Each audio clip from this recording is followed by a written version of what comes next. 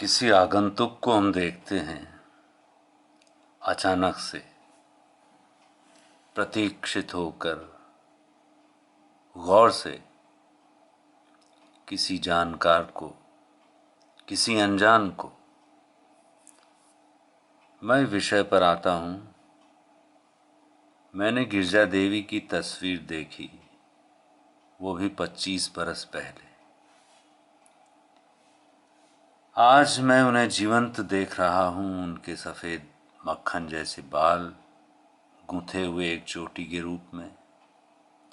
चोटी को हाथ से पकड़कर जब वो सीधा करती हैं तो उनकी चोटी की लंबाई का पता चलता है कि इस उम्र में भी मेरुदंड से नीचे तक जा रही है। मैंने उन्हें बैठे हुए देखा, आते हुए नहीं देख पाया था। शांत मूर्ति रूप, सौम्य। उसी समय उनकी खुलती बंद होती हुई आँखों को देखा। एक तो आँखों पर कोई पर्दा नहीं था। उनके बेटे अजय की आँखों पर तो पर्दा है, मेरा अर्थ चश्मे से है। बेपर्दा आँखें खुलती हैं, बंद होती हैं, साफ नज़र आता है। ऐसा चश्मे के भीतर नहीं दिखाई देता। गिरजा देवी की आँखों में अव्यक्त चमक मैंने देखी है इस उम्र में।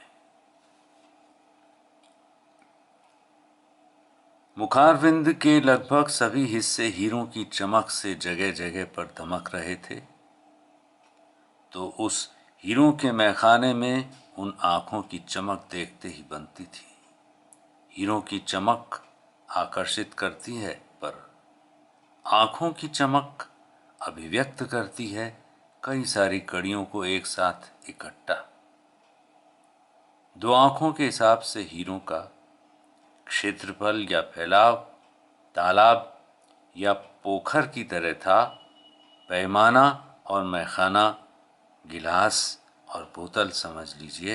एक चीज़ नशा करती है, सुरूर करती है, पर गिरिजा देवी की आँखों की चमक वात्सल्यमयी ममता की थपकी ही लगी। फिर उनके व्यक्तित्व से आवाज़ की क्वालिटी का मेरी दृष्टि से कानों तक का असर शुरू हुआ। एक ठहरी हुई आवाज़, एक दमदार आवाज़, एक पुख्ता आवाज़। मैंने बाबूजी के यहाँ एक रखी मूर्ति को हाथ से उठाने की कोशिश की थी, पर वो हिली तक नहीं। बस ऐसा ही महसूस हुआ उस आवाज़ के लिए मेरे भीतर। जब सांस को छाती में भरकर छोड़ते हैं तो अलग एहसास होता है, जब सांस को पेट में भरकर छोड़ते हैं तो अलग एहसास होता है। पेट में हवा भरी और नाभि पर केंद्रित कर छोड़ी, अलग एहसास है। ऐसा समझिए, एक धन तिजोरी में है और एक धन पर्स में है। पर्स के धन की सीमा है, तिजोरी के धन का पार पाना कठिन। नाभि से गाने का मतलब भी यही है कि पेट में सांस भरो और आराम से निश्चिंत तिजोरी के धन को खर्च करो। कुछ कमी नहीं पड़ने वाली, क्योंकि ख़त्म होने वाला है ही नहीं। 81वें वर्ष की उम्र में भी ऐसी सधी हुई आवाज़ कि आगे बरसों बरस भी कोई फ़र्क नहीं पड़ने वाला, ऐसा ही लगा मुझे। गायक लोग अपनी गायकी में मुर्कियाँ लेते हैं। ऐसा समझें कि मकान बनाते समय ऊपर की मंजिल पर जाने के लिए बिल्डर एक ढलान बनाता है, फिर उस पर सीढ़ियाँ बनाता है। तो जो ढलान होता है वो सीधा होता है, नीचे से ऊपर और सीढ़ियाँ बनने पर एक एक कर। तो ऐसे ही सीधा स्वर और मुर्कियाँ लेते हुओं की आवाज़ का लहराता हुआ स्वर। गिरिजा जी की आवाज़ में मुर्कियाँ नहीं हैं, इसलिए वो सीधी भीतर से आकर भीतर चली जाती है। आदमी सीधा नीचे से ऊपर लिफ्ट से पहुंच जाता है। तो जब नाभि से गाते हैं, इसका अर्थ यह नहीं है कि आवाज़ नाभि से आती है।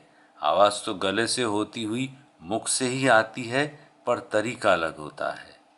मुझे तो तिजोरी और पर्स का अंतर लगता है, बाकी जैसा आप समझें। मेरे कहने का मतलब है कि वे भीतर की तलहटी से गाती हैं, उनकी आवाज़ का ठहराव यही बताता है। अब मिठास और आनंद मिलकर अमृत बनता है, और जब नाभि वाले अमृत की बात आती है तो स्त्री की नाभि के अमृत की बात अलग है और रावण के नाभि कुंड अमृत की बात अलग है। स्त्री की नाभि क्षेत्रामृत का एहसास मौन है और रावण नाभि कुंड का एहसास व्यापक। गिरजा देवी की आवाज़ का अमृत चूंकि नाभि के रास्ते मुख से होता हुआ फिजा में फैल रहा था, मैंने रावणी पंक्तियों का इस्तेमाल किया कि रावण की नाभि में अमृत था। आवाज़ के अमृत की तुलना उस अमृत से की कि कैसा एहसास था। गिरजा देवी की आवाज़ से पूछा था और उस आवाज़ ने हाँ भरी थी।